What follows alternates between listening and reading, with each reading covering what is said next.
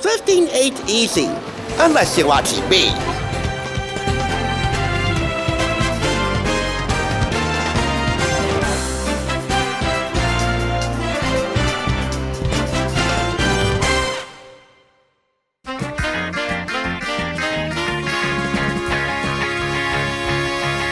Welcome back. We're winding down our week of getting buzzed in organic, inexpensive, and fun ways here on the Thrift Store Rundown, bringing Hollywood home on a budget. And in this case, I do mean it literally and symphonically, melodiously, etc.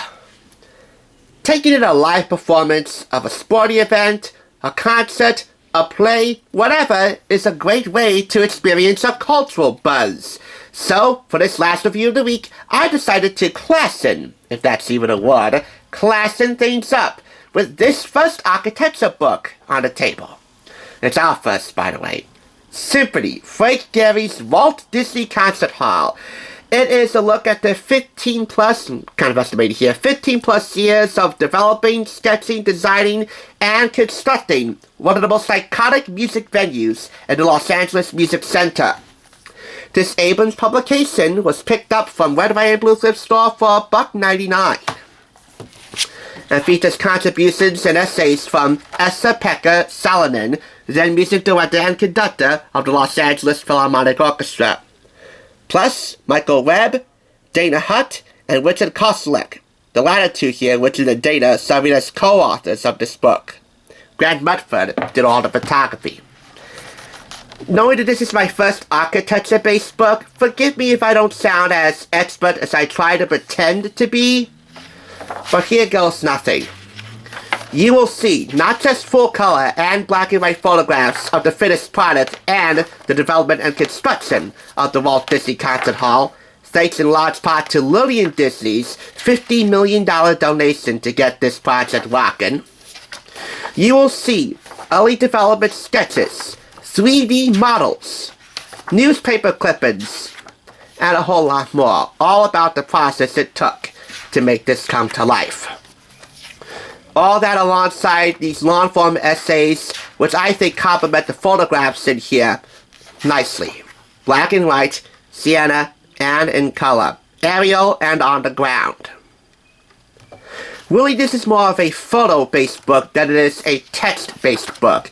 The essays are here, and while they're long form, they do complement the imagery here. I would venture to go to Esa-Pekka Salonen's book, which discusses the cultural impact of the Walt Disney Concert Hall.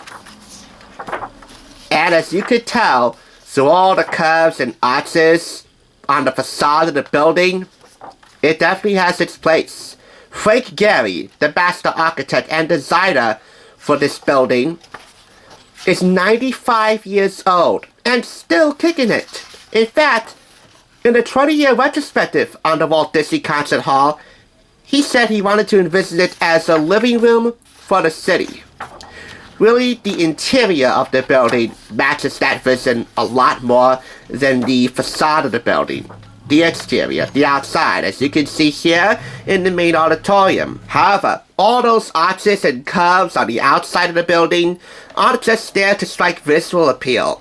They even doubled in the main auditorium here to provide pitch-perfect acoustics for whoever graces the main stage. The Los Angeles Philharmonic Orchestra, now under the baton of Gustavo Dudamel, or whether there be exhibitions, plays, panel discussions, movie screenings, whatever the Walt Disney Concert Hall hosts at any time. Really, one of the names for one of the main essays in here matches the facade perfectly.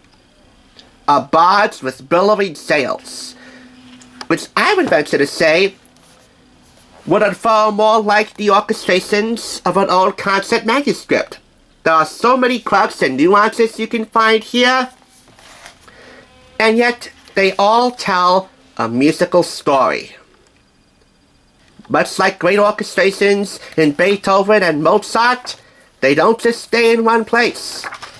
And yet, with this book chronicling the development, history, and design of Walt Disney Concert Hall that didn't come without trials and tribulations, and making sure that the lighting, the seating, the sound, and the accommodations for patrons, visiting, and members were all right.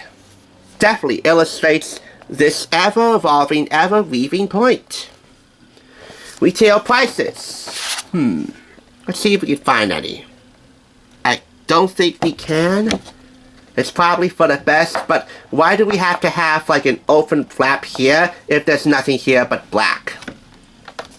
Yeah, kind of unnecessary. But this is a really lovely book. Well photographed, well researched, and well written. Not bad for it being my first architecture book, and especially talking about the Walt Disney Concert Hall, which, by the way, isn't really tied into the Disney brand. Lillian named it after her husband, Walt, and the Disney company did provide a generous gift for funding, but it's not tied into the Disney brand. It's its own thing. It's an LA original. And it gets all 5 claps. Another LA original story, and really the only evidence you need to know why a symphony can provide such a great buzz, even the most unexpected one. Last year, in this very venue, concertgoers reported that a patron had a full-bodied orgasm listening to Tchaikovsky's Fifth Symphony performed by the LA Phil. Can I say anything else other than that? Not really. There's never a dull day and never a dull symphony to be heard at Frank Gehry's Walt Disney Concert Hall. And if the next time it would happen at Romeo and Juliet, thou have what thou art haveth. Have a great weekend. Thanks for tuning in. Just so you know, there's no limit to bringing Hollywood home on a budget. Please go ahead and check out another awesome review like this one by clicking here, and make sure you subscribe by clicking here. Until next time, I'll catch you, as I always do, on the flip side.